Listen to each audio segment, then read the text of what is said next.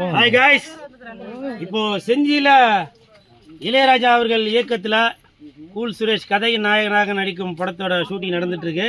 இங்கே ஒரு சம்பவம் ஒன்று நடந்தது, கிட்டவாப்பா.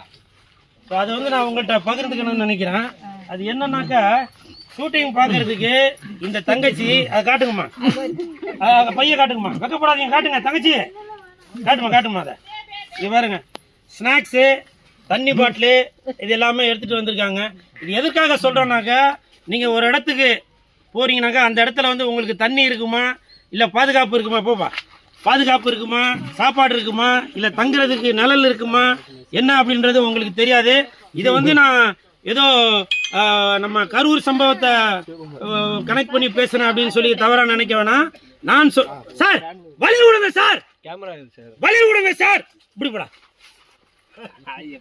சார், வழி விடுங்க சார், ஷூட்டிங் நடந்துட்டு இருக்கு. அதாவது இது வந்து கரூர் சம்பவத்துக்கு இது கணக்கு பண்றேன் அப்படின்னு சொல்லி நினைக்க வேணாம். இது வந்து பொதுமக்களுக்கு ஒரு விழிப்புணர்வு வரணும், அதுக்காக தான் சொல்றேன். ஸோ இந்த மாதிரி நீங்க வந்து தெரியாத இடத்துக்கோ இல்லை கூட்டம் சேரும் இடத்திற்கோ நீங்க போனீங்கன்னாக்கா, இப்போ கூட அவங்கள்ட்ட சொன்னேன், அம்மா நீங்க கை குழந்தைங்களாம் கூட கூட்டிட்டு வந்திருக்கீங்கம்மா அப்படின்னு. அதனால தயவு செய்து பெண்மணிகள் கை குழந்தைங்களாம் தயவு செஞ்சு கூட்டிட்டு வரணும். ஷூட்டிங் பார்க்க வரீங்க, நடிகரை பார்க்கறதுக்காக வரீங்க, அது சந்தோஷம்தான். உங்களுடைய பாதுகாப்பும் முக்கியம், அதுக்காக தான் சொல்கிறேன்.